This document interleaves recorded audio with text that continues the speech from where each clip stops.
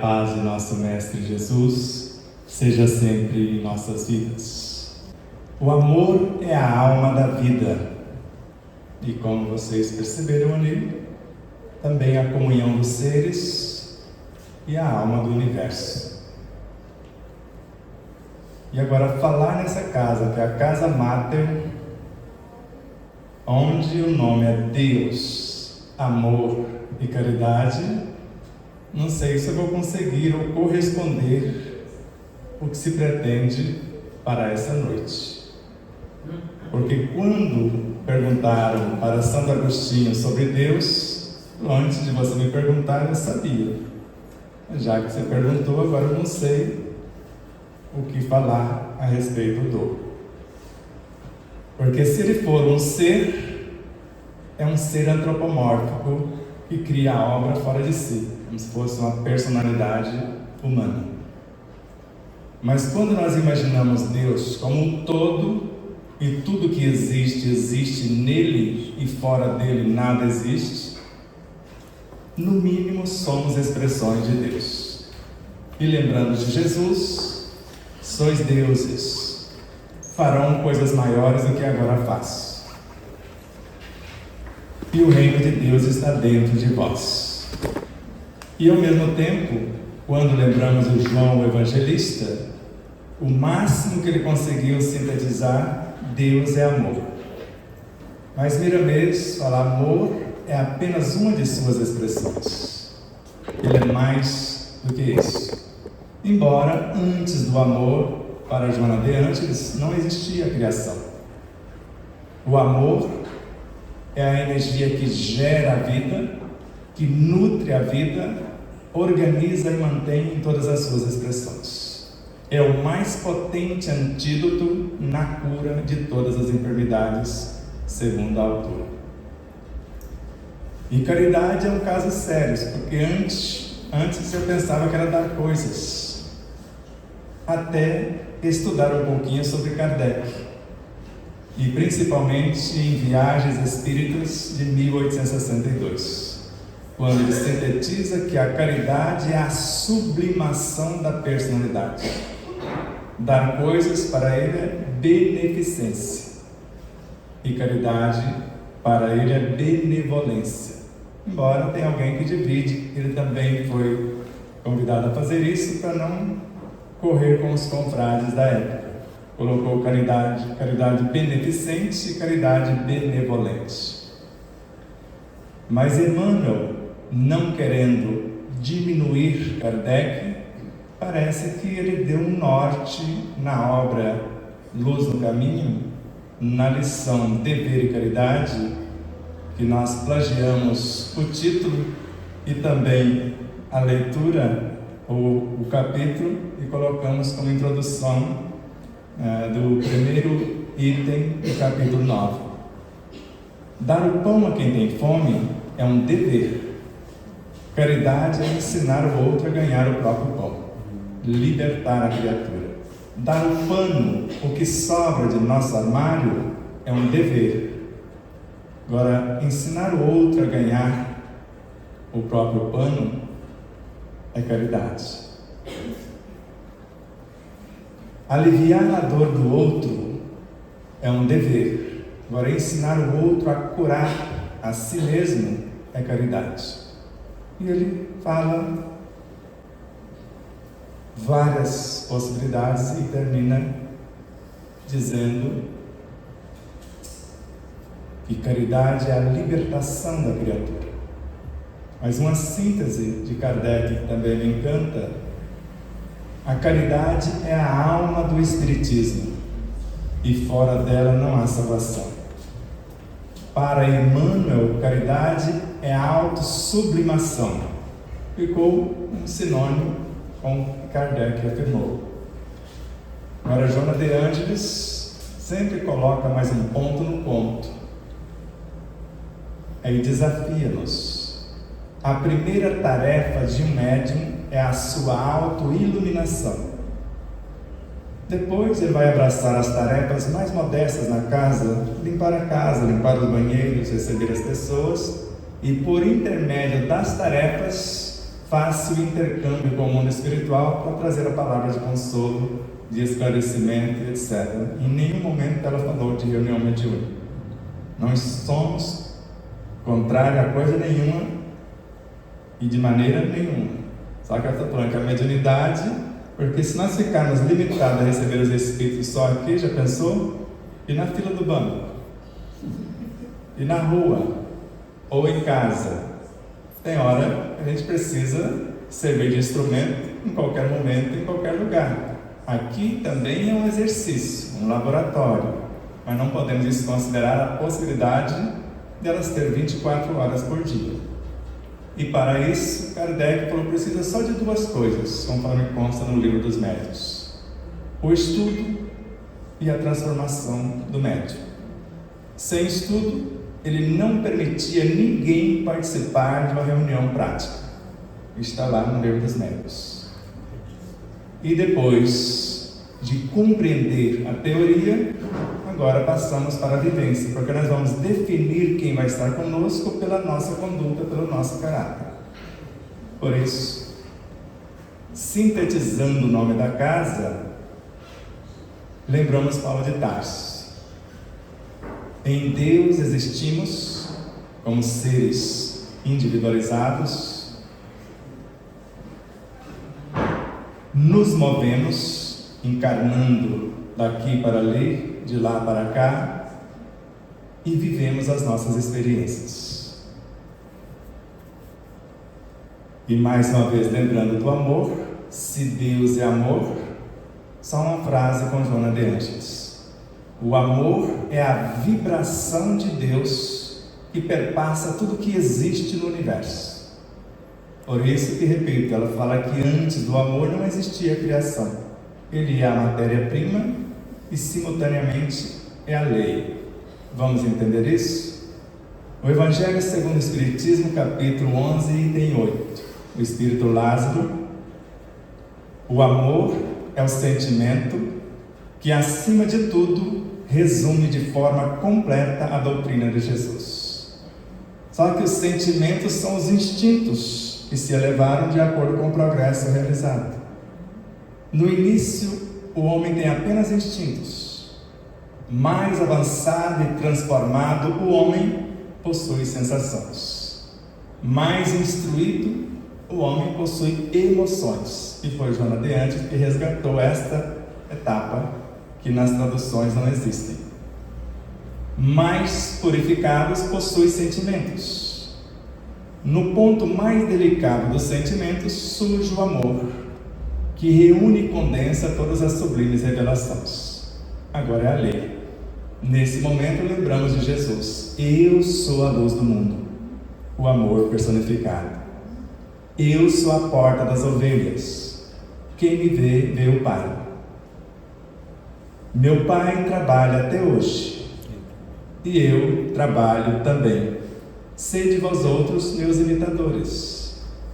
E nós ficamos imaginando a oração, principalmente a oração do Pai Nosso, porque no meio espírita, desde a época de Kardec até os dias atuais, porque na Bíblia pedi e obtereis, é moleza.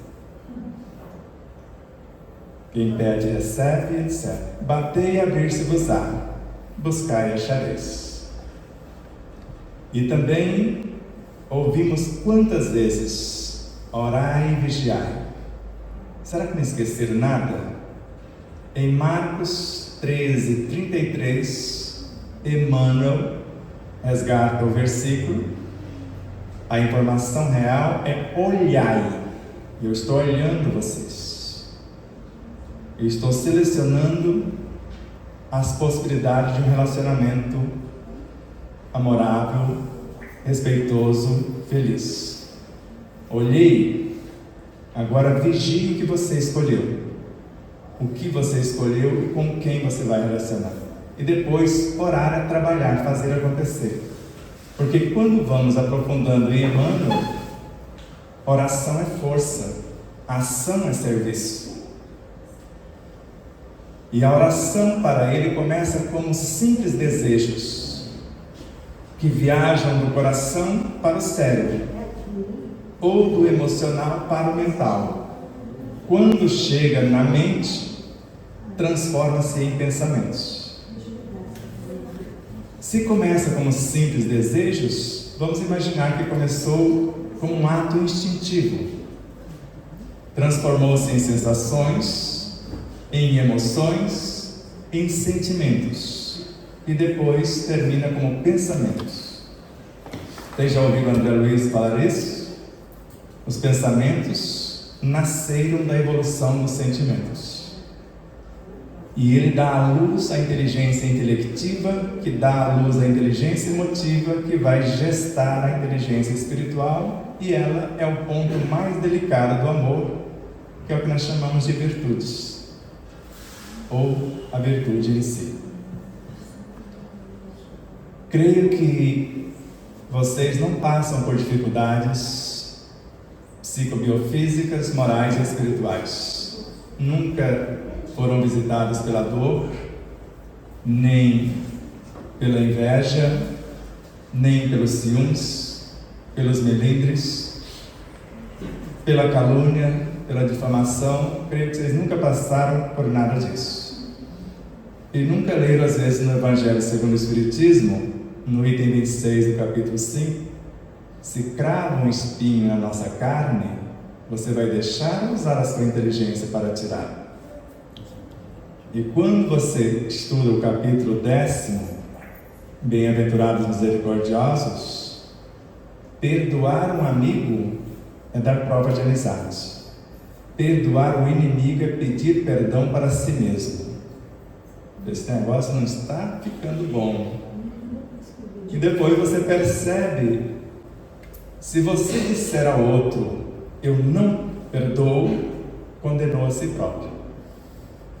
Ou com Paulo de Tarso, na terceira carta aos Romanos, logo no segundo capítulo, no primeiro versículo. É indesculpável ao homem que se arvora em juízo, porque julgando o outro condena a si próprio. Esse tema de hoje, na realidade, ele começa no início do livro e termina no primeiro item, no item do último capítulo. O amor é a alma da vida. Então aqui o amor é uma coisa e o amar é outra coisa muito diferente. Vamos fazer um teste? O amor é quando eu te ofendo. O amor doente e ainda primário. E o amar é quando você me perdoa.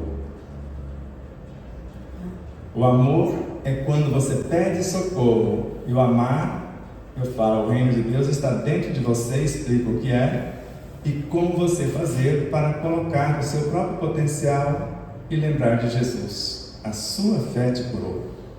Embora ele pudesse curar qualquer um, mas ele falava, a sua fé, eu acionei os seus potenciais, porque o mesmo Deus que existe em mim, existe em você. Porque quando falamos da doutrina dos Espíritos,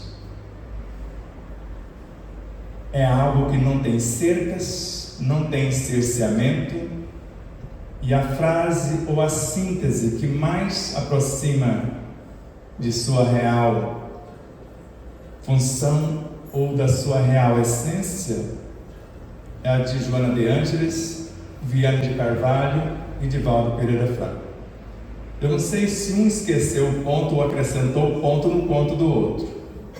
Porque Viana de Carvalho fala o amor, ou melhor, o Espiritismo é a ciência da religião. A religião da filosofia e a filosofia da ciência. Ficou o que de fora? É a ciência da religião, a religião da filosofia e a filosofia da ciência. Joana só inverte. O Espiritismo é a filosofia da religião, a religião da ciência e a ciência da filosofia. E o Divaldo depois inverte, mas dá sempre na mesma coisa. Cada um começa de um lado e dá o mesmo. Porque como filosofia, ele nos ensina a pensar. mas não nos ensina a fazer.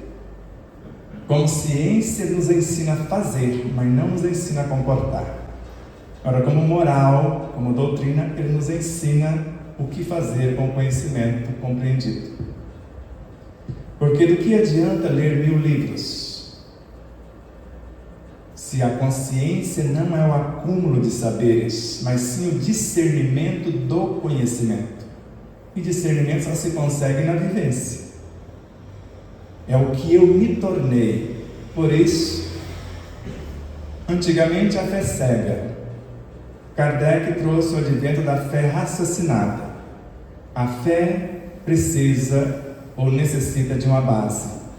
E a base é a compreensão perfeita daquilo em que devemos acreditar.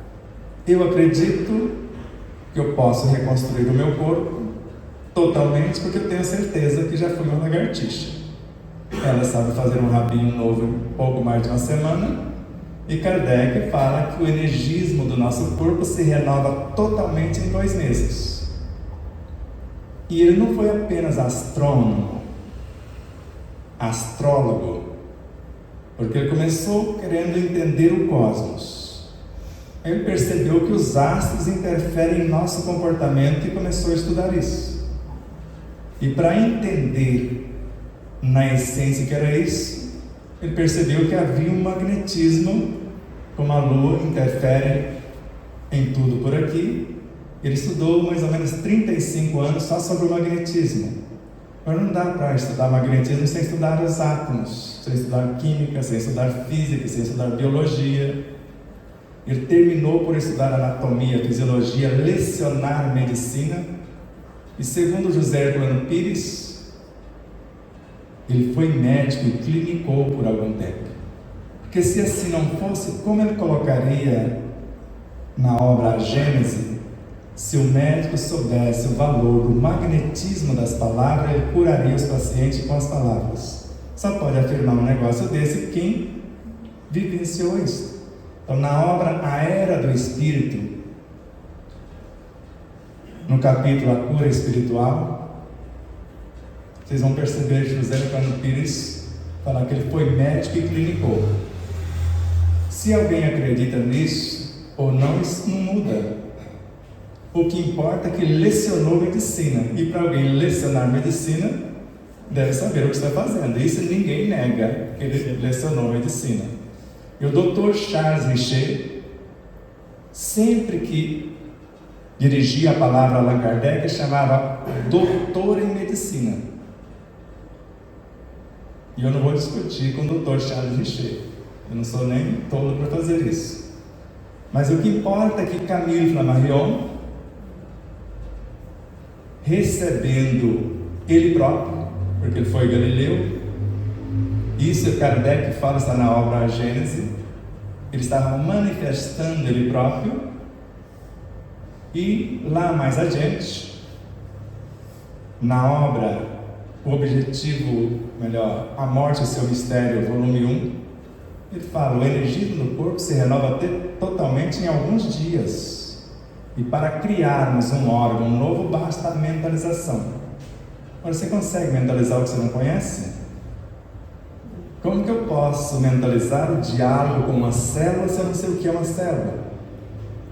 E eu falei isso numa palestra e depois eu não sabia que estava na plateia não só um médico, porque o que nós chamamos de dentista é médico. Ele estuda a mesma anatomia, fisiologia, ele só escolheu cuidar dos dentinhos, mas ele estudou como o outro também. Ele era um cirurgião dentista que estudou mais de 30 coisas diferentes. Depois que fez o curso, foi aprofundar em fisiologia, embriogenia, anatomia, mais de 30 ciências correlatas. E eu estava na época com um problema do fígado, e aí ele me perguntou no particular, para não me envergonhar em público: meu filho, como você vai falar com a célula do seu fígado se você não sabe o que é? Porque você falou do diálogo, falou bonito, etc., mas você não falou o que é a célula. E ele mostrava o que era, como funcionava, e eu aprendi o negócio, me empolguei, principalmente quando lemos Joana de Ângeles, em Desperte e Seja Feliz. Ela fala do médico interno. Então existe um médico no corpo físico com o poder de criar células à semelhança da quimioterapia. Você já imaginou você criando células com poder quimioterápico? Porque quimioterapia não cura câncer. Radioterapia, idem. Ajuda a matar o corpo mais rápido. Agora, se realmente eu tenho valores, apesar da agressão, eu saro porque eu acredito que... E é a minha fé que está curando e não radioquímica. Porque ela mata tudo que vem pela frente. Agora, se eu criar uma célula com poder quimioterápico, eu posso ir lá e desmanchar só que está enferma. Fala, e aí, camarada, eu sei quem tu és. Eu vou falar para o povo lá não tomar refrigerante, não tomar sorvete, não comer pipoca de micro-ondas, não falar da vida alheia, que a fofoca, segundo o Chico, também mata, né? E paramatiza a fofoca, é a pior magia negra que existe. Eu vou falar para o pessoal parar de fazer magia negra, de comer isso e aquilo, e você vai morrer de fome. Que tal você se transformar? Nada morre, você morre nessa forma e renasce no outro formato, em harmonia com o corpo, porque o comandante desse corpo sabe que para sarar ele tem que mudar o comportamento. Não é isso que vemos na obra de Allan Kardec, nós chamamos de obras póstumas, e também na Revista Espírita?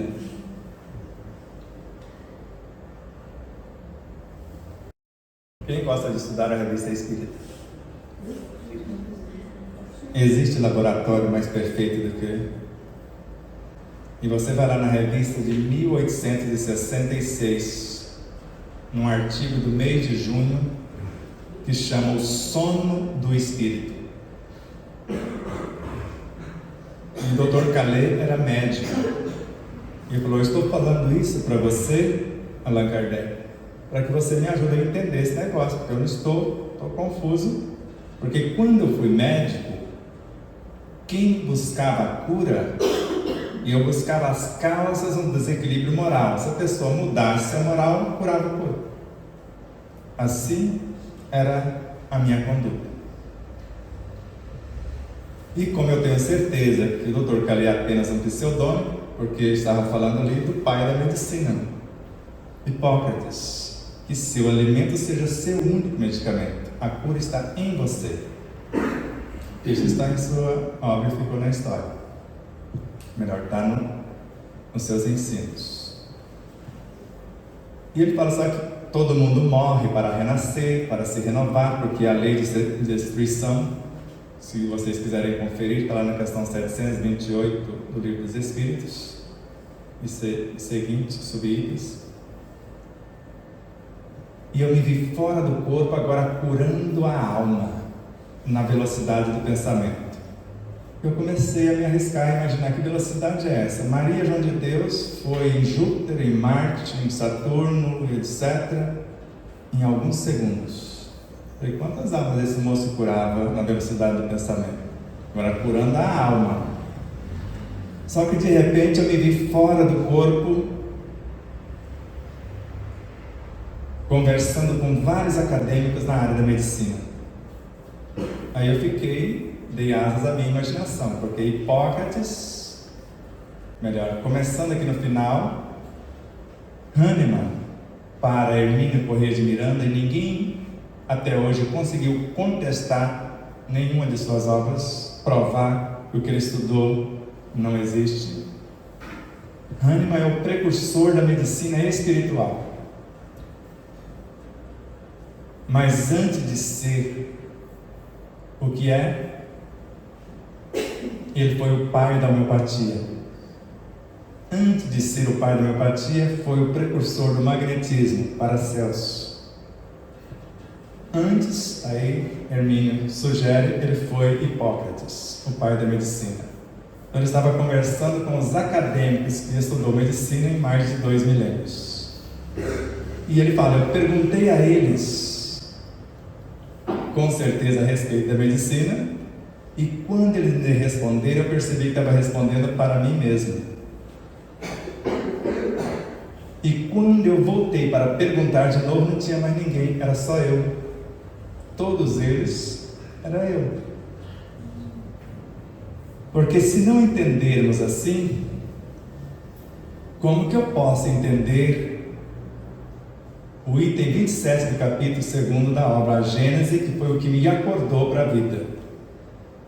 Minha esposa colocou o livro na casa inteira, e a Gênese no banheiro, que não tinha jeito. Eu sentava, ficava quase com o rosto em cima dela e aberta e marcadinha. Eu já li até aqui, e onde estava aberta: o homem é um pequeno mundo.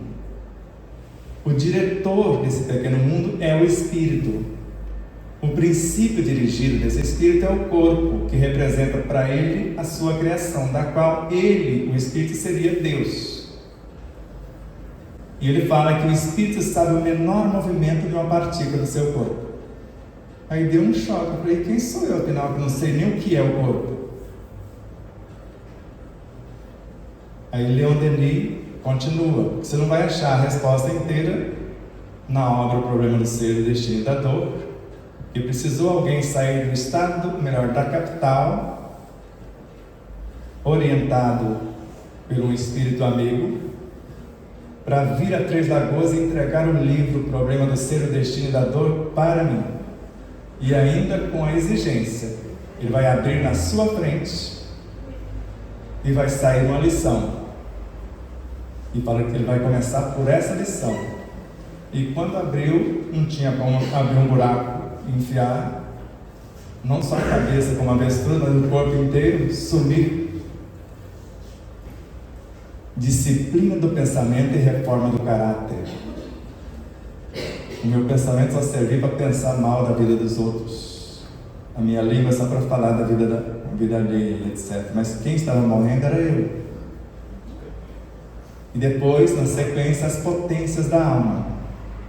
Aí você vai juntando as pecinhas, e lá Leon Denis fala que num dado momento, uma jovem adoeceu porque não estava alimentando adequadamente, e quando alimentava, não sabia absorver os nutrientes. E alguém assume no lugar dela, dizendo: nós precisamos desse corpo, por isso eu estou assumindo esse negócio. E ficou 4 anos consertando o corpo. Depois devolveu, e com certeza deu um curso, no mínimo, um reforço, para que ela pudesse reassumir. E ele fala que existem em nós 2 seres.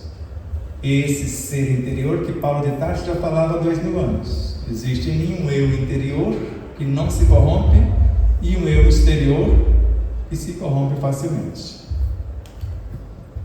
E nós vamos juntando as pecinhas, e aí você chega em Joana de Ângeles. O espírito tem quase a idade do universo. Se ela estiver falando do Big Bang, de 13 a 15 bilhões de anos. Mas se ela estiver falando do cosmos, aí a minha cabeça não aguenta fazer esse cálculo, porque existe de toda a eternidade. E nós vamos seguindo. Ele sabe conscientemente o que fazer, como fazer, quando e onde realizar. Eu falei: eu sei o quê? Mais uma vez, e a personalidade é apenas a soma desta atual vivência, que está trabalhando conteúdos de outras existências. Às vezes até esses conteúdos assumindo, porque nós encontramos não só em Leon Denis, encontramos em Gabriel Delany, na obra Evolução Anímica, A Alma é Imortal. Encontramos também em outras obras, em outros autores, como Gustave Gelei, que já era um médico fisiologista à época, mas era semelhante ao psiquiatra de hoje. Ele sabia que estados de consciência, uma emoção podia assumir o corpo. Cara, que a gente não começa aquele, parece que um disco furado, fala até babar e depois parece que some. Aí você vai falar com a pessoa: mas eu falei isso mesmo? Algo vem. Então o que eu estou querendo dizer com isso? Porque aí vem Joana de Ângeles dizer: converse terna e amorosamente com as suas imperfeições morais. São elas as causas das suas enfermidades. Falei, como que eu vou falar com algo que eu não sei? Aí você precisa estudar para saber quem são. A inveja, por exemplo, é uma imperfeição moral. Convide-as a mudar o curso. Se eu sou adepto à maledicência, vou convidá-las para a benevolência. Se eu sou adepto à mentira, para a verdade. Se eu sou adepto à maldade, à bondade. Convide a mudar o curso. Mas não é só convidá-las, mude você o próprio curso. Converse agora, já que elas eram as causas. Se não existem mais as causas que estão mudando o curso, agora convide o órgão a voltar à normalidade. Eu já não tenho mais a causa da enfermidade. Como que eu vou conversar com o órgão? Embora Emmanuel, na obra Pão Nosso, na lição Socorre a Ti Mesmo, já recomendou isso. Pregue o reino divino aos teus órgãos. Eles são vivos, eles são educáveis. Sem que seu pensamento se modifique, sem que a sua vontade comande o barco orgânico para o bem, os remédios não passarão de medida em trânsito para a inutilidade. E ela nos ensina como fazer isso. Não só conversar com os órgãos, mas para conversar com o órgão, pelo menos eu tenho que saber que ele tem uma consciência. Kardec fala isso, da consciência instintiva que rege os órgãos. E Kardec também falou que somos dois seres, já no Livro dos Espíritos, questão 455. Você sai do corpo, no que ele chama sonambulismo, você olha para um lado e vê o seu espírito, olha para o outro lado e vê o seu corpo, e os laços, no plural, que os unem. O laço que liga a alma ao corpo e que liga a alma ao espírito. O que liga a alma ao espírito é indestrutível. Agora, o que liga a alma no corpo pode romper pelo meu desleixo e etc. Assim, conforme vamos entendendo do que é feito um órgão, os seus tecidos, suas células, aí eu posso arriscar o que ela fala na sequência. Penetre no intrincado meandro dos conjuntos celulares e envolva-os em vibrações de amor. Qual o amor que ela está falando? Converse terna e amorosamente. Convide os órgãos a volta com esse mesmo conteúdo de ternura e de amor. Converse com os órgãos. Agora, envolva as células em vibrações de amor. E aí complicou quando ela falou o diálogo seguinte. Está na obra Autodescobrimento, uma busca interior. Converse com as forças mantenedoras do corpo físico e do perispírito. Falei, agora me enganei. Quem são esse povo? Vai perguntar para Ramatiz. E ele fala, meu filho, o que nós chamamos elementais é a base de coesão e sustentação da vida em todos os reinos. E eles formam a totalidade do corpo físico e do perispírito também. Agora eu já sei que eu estou conversando com seres. Aí você vai avançando quando chega em Bulbo e André Luiz, na obra Libertação, um átomo é um aglomerado de forças vivas. Mas que coisa maluca! O que eu tenho a ver com átomo? Mas o Emmanuel fala que o centro do átomo, ou núcleo, é um centro vital. E quando eu vou magnetizar a água, eu estou fazendo o quê? Enriquecendo o núcleo do átomo. Para que esse núcleo, que é um centro vital, doando para Kardec, segundo Kardec, na obra A Gênese, no capítulo 14, eu vou enriquecer este fluido com os meus fluidos. Fluidos que eu já tinha, energias. fluido, acentuado, o líquido. Eu vou enriquecê-lo com as minhas virtudes, os dois, tanto os fluidos quanto o fluido, ou perturbá-los com as minhas paixões, com os meus vícios. Se a fé recomendada por Kardec é a compreensão perfeita daquilo que se crê, nós temos basicamente quantos tecidos no corpo? Eu estou falando porque tem milhares de espíritos aqui e a cidade precisa desta mensagem hoje. E está ficando registrado, não é só para nós. Vocês estão dando sustentar. Basicamente, são mais, mas basicamente são 4 tecidos. Tecido ósseo, o cartilaginoso, muscular, sanguíneo. Eu nem sabia que o sangue era um tecido. E o sangue é feito de quê?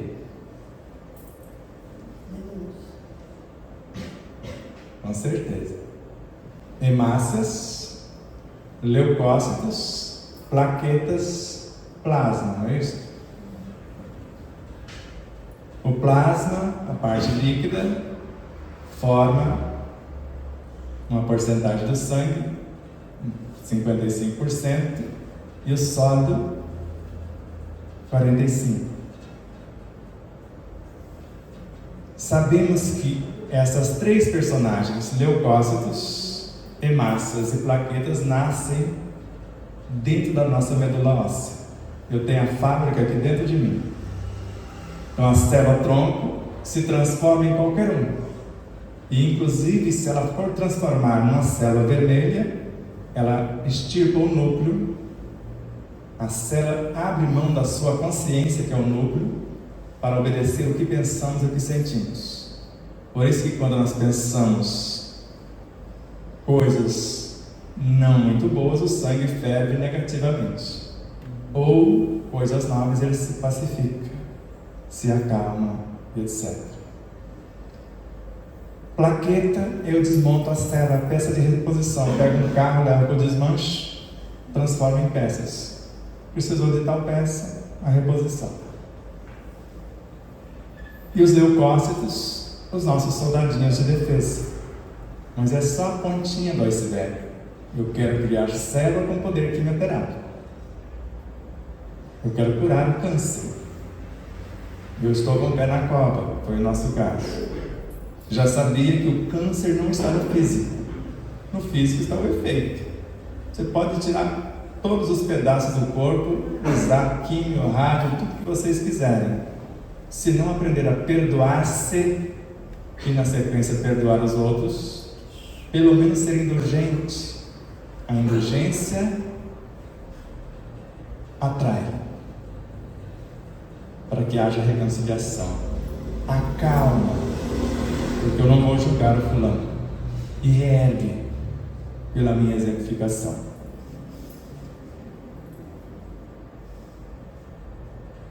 E aí você pega, fala, mas essa família aqui parece que tem subdivisões, leucócitos, aí você divide em agranulócitos.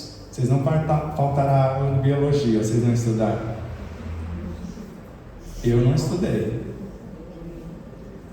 Academicamente, não, só tenho o primeiro ano primário incompleto. E tem as provas. As provas, não é prova para comprovar para vocês. A minha provinha, onde eu levei bomba, que a gente fala levar bomba. 4,5 média geral. Só que eu lembro do que eu já fiz. Se somos seres com milênios de experiências, então um agranulócito, outro tem grânulo. Nos agranulócitos você divide inicialmente em linfócitos e monócitos. Eu quero achar como criar a célula com poder quimioterápico. Aí você deixa por enquanto aqui o monócito e vamos para a família dos linfócitos. Você divide eles inicialmente em B e T. Os B vão criar as armas, os anticorpos. E o T você divide em 3. Tem alguém que vem para falar: você passou do limite, não pode matar todo mundo, porque vai ser a célula com poder quimioterápico, que a gente chama de natural killer, que é o citotóxico. O outro é o supressor, que vai falar o que pode, e o outro é o auxiliar, que vai ajudar a fazer acontecer. Só que ele mata, e quem faz a limpeza? Aí você pega lá o monócito, ele nasce na medula e faz uma especialização na glândula timo e se transforma no macrófago, a célula com maior poder fagocitário, que faz a limpeza do organismo. Se você fica sabendo disso, você toma mais remédio? Por isso que eu estou quase com 30 anos sem tomar medicação. Vírus não cria doenças, nem micróbios, nem bactérias, porque quando eu morava na roça, caía coisa no chão, você pegava, andava de pé no chão, dava um bichinho de pé. A coceira era gostosinha, mas o desastre ia drenando o seu sanguinho. Então a doutrina é isso, ela nos ensina o que somos. Conhece-te a ti mesmo. Mas se eu não conheço o que eu sou, eu vivo à beira do poço morrendo de sede. Eu quero buscar no outro a solução que está em mim. A sua fé te curou. O reino de Deus está dentro de vós. Sois deuses. Por isso a casa espírita é esta escola. Na filosofia nós vamos estudar. Depois, na experimentação, nós vamos compreender. Porque você pode me dar uma receita, falar os ingredientes, e às vezes você está me enrolando. A receita não é daqueles ingredientes e não vira nada. Mas eu preciso saber. Você me deu a receita, tudo bem. Você está falando que é desses ingredientes. Então faça comigo o primeiro bolo. Está aqui os ingredientes, está aqui sua receita, me ensina a misturar esse negócio. Se der o resultado do pedaço que você me deu, o mesmo sabor, aí eu compro a sua ideia. Porque a gente vai comprando a ideia de qualquer um só porque fala e funciona? Porque quantas pessoas têm a receita perfeita para resolver o problema do outro? Aí você olha a vidinha dele, na dele não dá certo. Como aconteceu comigo outro dia. Começamos a diagramação do segundo livro, lá o Tiago lá na editora, e o negócio não dava certo. Ele fazia um negócio, de repente o livro aparecia com 20 páginas em negrito. Desconfigurava tudo. A semelhança do primeiro, aí nós precisamos interferir e fazer uma parte. Mas só que quando ele começou a fazer isso lá, eu tive uma cólicazinha de vesícula que vomitei de dor. Você imagina? E eu sou medicamentos. Eu não tomo medicamentos e sou bem resistente à dor, porque eu fiz artes marciais. E a gente quer bater nos outros, leva pancada também. Você só vai ver o desastre depois que a briga terminou. E quando veio para mim o livro, que eu comecei a fazer os ajustes, percebendo onde estavam as interferências, aí eu tive a segunda cólica assim. Agora eu vomitei de dor outra vez, só que agora eu implorei para me dar um analgésico. Que eu percebi que alguém morre de dor, literalmente. Ele me deu e falou: já que você não conseguiu dessa vez, você teve que pedir o socorro da medicina, que também é de Deus, nós vamos marcar a cirurgia. E desde o primeiro livro que eu comecei a sofrer os ataques, que a minha vesícula petrificou. Para tirar a vesícula sem mudar a casa, acho que não vai dar muito certo, mas já que estou com a vida em risco, porque se explodir esse negócio, porque ela pode, infeccionada como estava, explodir e eu perder a vida como um todo. Falei, antes ficar mais um pouquinho do que ficar com o corpo inteiro e ir embora agora mesmo. Marcou a cirurgia, já estava internado, esperamos os dias, deu uma folguinha para ir para casa, voltamos no dia. Cadê o médico para me falar qual o seu plano de ação?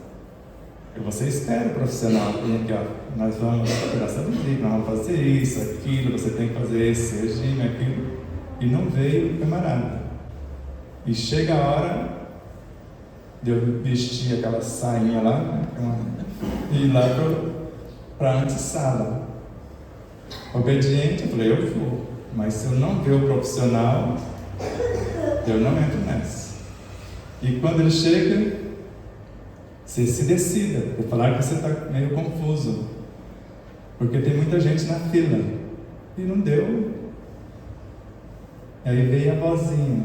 Quer dizer, o que você prega serve para os outros, né? Para você, vai para casa. Sarou. Estou comendo até torresmo agora. Só que tem equilíbrio. Posso comer até pedra derretida. Mas eu não vacilei na fé. Por isso que no segundo livro nós colocamos, além da fé raciocinada, saber o que estamos fazendo, nós colocamos fé vivenciada. Porque eu passei pela situação, agora eu posso falar para você o que é uma dor nesse sentido.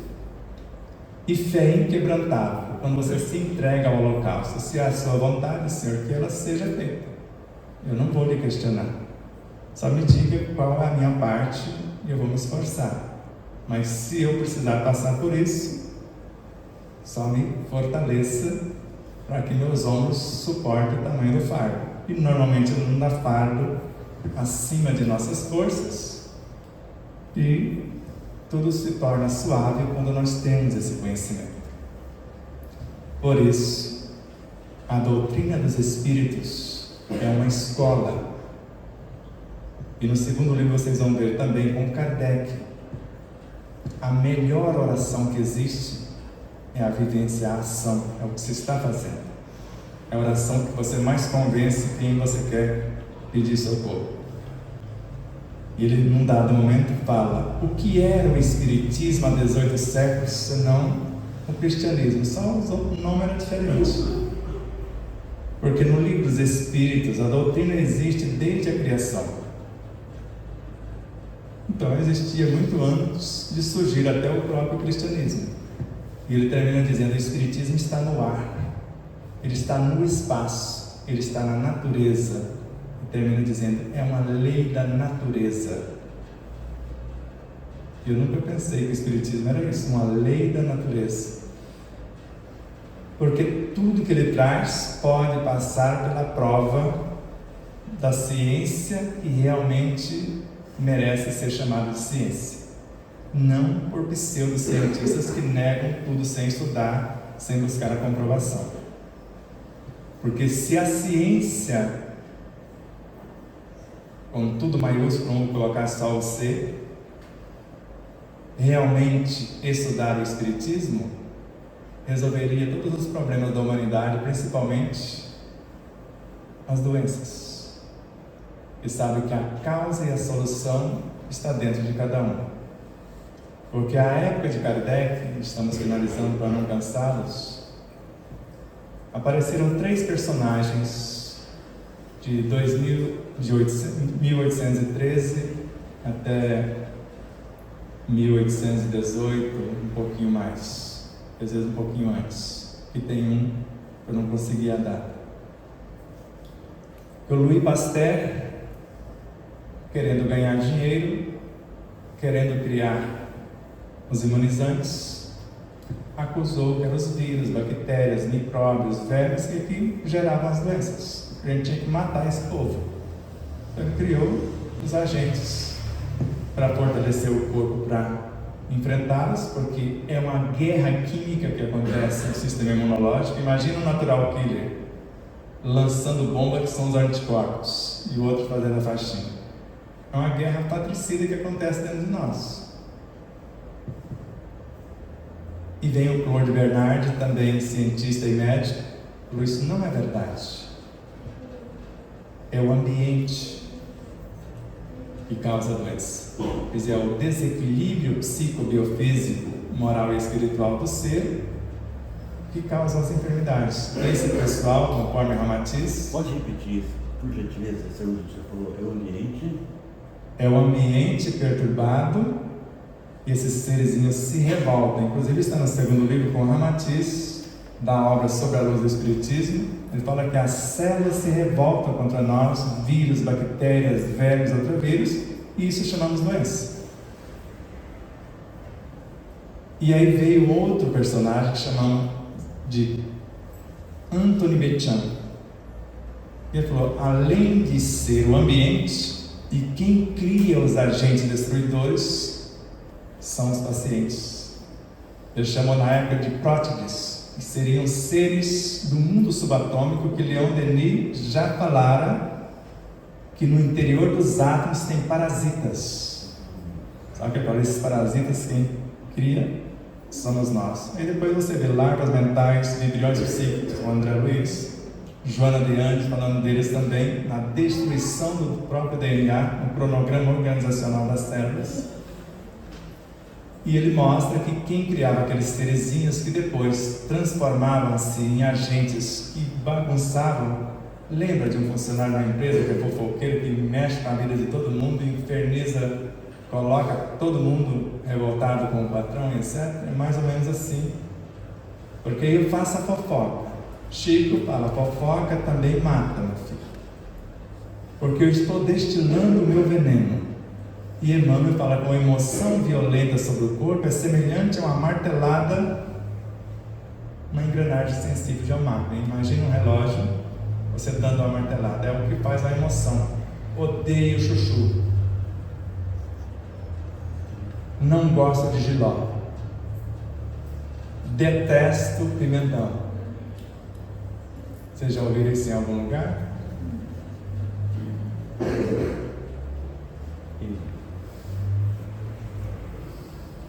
Os alimentos, Kardec, o médico, o cientista, o filósofo, o religioso. O sabor depende da educação do paladar. E a ciência comprovou em laboratório: alegria, gratidão, esperança, amor, apreço, fortalece o sistema imunológico em 300.000 vezes. Mas se eu estiver dialogando com os alimentos, como Masaru Emoto, o cientista, fez no diálogo com a água, as crianças faziam declarações de amor para uma água poluída e formavam cristais belíssimos, mandavam as belíssimas coisas mais encantadoras. Crianças. No caso de um frei católico, ele fazia os experimentos com a câmara Kirlian. Uma criança adorava comer batatinha. Mas vamos fazer aqui um experimento. Tirou a foto Kirlian da batatinha antes de ser cozida. Ela tinha um energismo. Depois que cozinhou, ela perde 70% que fica na água, ou um pouco mais. Viu que ela ficou aquela corzinha xoxa. Tirou a foto dela cozida, depois pediu para a criança fazer uma oração. Obrigado, Papai do Céu, pela batatinha que eu vou comer. E tirou a foto. Aumentou 92% no energismo da batatinha. Agora, se eu sei levar um lero com a moçada, como o Dr. Deepak Chopra, que é cientista, espiritualista, indiano, naturalizado americano, e fala para você dialogar com a cenoura, com o feijão. Eles querem saber o que você quer que eles façam para você. Senão eles vão fazer o que eles aprenderam lá. Imagine se quem os cultivou é adepto a reclamar, a falar da vida alheia, a mentir. O que eles estão trazendo? Ligação negativa. Certo? E finalizando a experiência do Dr. Newton, lá em Budas Artes, ele tem um espaço enorme e ele vai na pesquisa com a câmara Kirlian, desde a água magnetizada, normal, depois magnetizada, depois você antes de sorvê-la e depois que você tomou. Aí registra a sua aura. Depois vai para o passe. Você antes do passe e após, como você ficou. E às vezes ele faz com o passista também. O passista antes da preparação, depois, etc. Antes da reunião mediúnica de desobsessão e após, como que a sua aura ficou.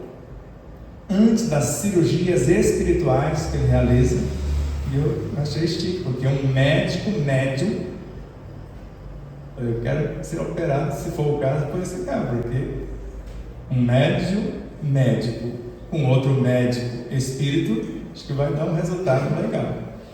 Fez as fotos também. E durante a palestra, que a palestrante tem o tempo que ele conseguir segurar a plateia. E normalmente quando eu falei lá 1h20, 1h10, ninguém reclama, porque foi na palestra que ele percebeu a aura das pessoas que realmente estão ouvindo e querem aplicar o conteúdo, aumentou fantasticamente em relação a todas as etapas anteriores. Porque a informação, o maior de todos os tesouros, a informação, e finalizando a nossa fala, o conhecimento nos liberta da ignorância. Joana de Ângeles, está no segundo livro também. E a vivência do conhecimento nos liberta do sofrimento. Por isso, Deus, o ser dos seres, a alma do universo, tem como força resultante da sua vibração. Você sabe o que é vibração? Na casa espírita é chique, né? Vamos vibrar para o fulano. E não sabe nem o que é vibração e definir de fato o que é um pensamento. Pensamentos são frequências, são estradas. E eu abro uma estrada para alguma coisa chegar até mim, de acordo com aquela frequência. Agora, a vibração é o que eu vou transportar dentro da estrada. E a emoção é o sentimento que eu vou levar naquilo que eu estou pensando. E o amor é a vibração de Deus que perpassa tudo que existe no universo, passa gerando a vida, nutrindo a vida, organizando e mantendo. Porque como substância ele gera, ele nutre. Como lei ele organiza e mantém. E a caridade é a nossa tarefa principal, porque é o amor em excelência. Fazendo até um trocadilho com Bezerra de Menezes e Miramês. Bezerra fala que a caridade é o amor em excelência. E Miramês fala que o amor é a caridade em todos os seus aspectos. Eu creio que informações tivemos. Agora vamos fazer uma pequena vibração pela nossa cidade. Pelos mais necessitados que estão sendo médios sem saberem, por intermédio dos excessos, principalmente no alcoolismo, etc., sem julgar. Não faça isso, porque apontou lá, grava o cá. Por isso que eu falei do julgamento, e Emmanuel reforça isso na lição número 8 da obra Pensamento e Vida. Quem julga o outro atrai para si. E daqui a pouco a vida vai convidar a passar pela mesma situação que o outro está passando. Se não nesta vida, quem sabe daqui a pouco. Então inspirem com suavidade na certeza que esta vibração de Deus, que esse nome dessa casa máter, não é por acaso aqui nessa cidade. E se imaginarmos o outro centro, Eurípides Barçanufo. Aí você já imagina também esse ser que até onde temos notícia, veneranda viu Jesus, Eurípides também. E eu fiquei imaginando, eu já fui no centro Eurípides Barçanufo. Alguém que conheceu o mestre pessoalmente. Hoje vim aqui aprender um pouco sobre Deus, sobre amor, sobre a caridade. Quem sabe da outra vinda, como que chama o nome de uma outra casa que a Isabel me falou? Tem uma terceira, não sei se tem a quarta ou a quinta, mas tem uma terceira, não tem? Alguma coisa que fala isso. E eu quero terminar pelo menos no berço dos humildes. Certo? Eurípides Barçanufo. Deus, amor e caridade. Agora, se eu terminar lá, eu já vou para o reino dos céus sem escada. Então, imagine essas casas como focos como hospitais, como escolas, como centros de iluminação consciencial e atendimento aos necessitados, de todas as frequências, porque todos são filhos de Deus, todos são nossos irmãos. Se não fazemos mais o que alguém está fazendo e não condenamos, significa que nós já passamos pela prova e agimos com compaixão. Compadecemos e exemplificamos para mostrar novos caminhos, porque o exemplo de um transforma o contexto. Imagine esses pontos de luz como esse aqui, expandindo tanto com a nossa doação de indulgência, de mansuetude, e comece a imaginar a caridade. E aí você vai no Livro dos Espíritos. Perguntaram para Jesus, ou melhor, para alguém, o que Jesus pensava a respeito da. Qual o verdadeiro sentido da caridade e como a entendia Jesus? Benevolência com todos. Indulgência para com as imperfeições dos outros. Perdão das ofensas. E a caridade, conforme está no Evangelho segundo o Espiritismo, na lição Cáritas, por 3 vezes ela afirma: eu sou a caridade. É um espírito, é uma entidade de alta hierarquia, confirmado por Amélia Rodrigues no livro Pela Luz, Pelos Caminhos de Jesus, por Divaldo Pereira Franco, no capítulo 23, chamado Anjo da Misericórdia. Vocês vão ver caridade, fé, esperança e misericórdia como entidades de alta hierarquia, porque as virtudes em nós são seres, são frações da nossa consciência que nós encarnamos. Encarnamos a paciência, a tolerância, a compaixão, a concórdia, etc. E essas luzes envolvendo toda a cidade e atendendo o plano físico e o espiritual, começando pelos mais comprometidos, mais necessitados. E à luz do esclarecimento, desta forma, a indulgência atrai para a assistência. Ela acalma e ela reergue. O perdão é a sequência. E a benevolência é a pauta. E o perdão é arrependimento, tomada de consciência, mudança de comportamento. E a misericórdia cede o espaço para começar a tarefa de reconstrução. E os benfeitores amigos, em todas as frequências, os agentes da natureza em todos os seus quadrantes, em nome do Cristo, em nome de Deus, manifestem o amor, levando a caridade como processo de iluminação e libertação consciencial a todos os que dela necessitam. Finalizando e relembrando, a caridade é o amor em excelência, e o amor é a caridade em todas as suas expressões. Abraços de luz e paz e muito amor.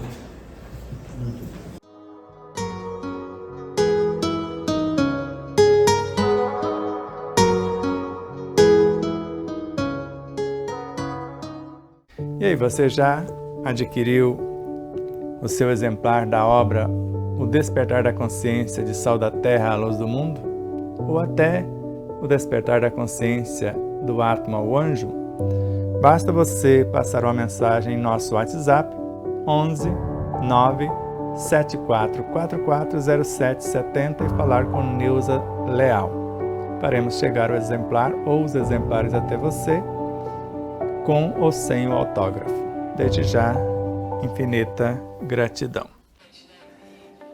E mais uma vez, minha consciência está me lembrando para que você não esqueça de curtir, compartilhar, fazer o seu comentário, tudo isso. O que é mais importante aqui no YouTube, por exemplo? Você se inscrever. Se merecermos a sua inscrição. E depois, da sua inscrição, o que é mais importante? Você disser que gostou ou não gostou. E depois disso, o seu comentário. E depois do comentário, você compartilhar o vídeo. Tudo isso faz com que o vídeo adquira relevância. E durante a própria live, ou naqueles instantes iniciais que você recebe o link, compartilhe, mesmo que as pessoas não vejam agora, você compartilhar com meia dúzia ou mais pessoas, nós vamos agradecer imensamente. Também em nossas demais redes sociais, no Instagram, no Facebook, no Telegram, no Rumble, e PatriaBook e nas demais. Então ajude-nos a expandir essa mensagem, que ela chegue a mais pessoas. Vamos estudar junto, iluminando-nos com o conhecimento e libertando-nos do sofrimento na vivência desse conhecimento.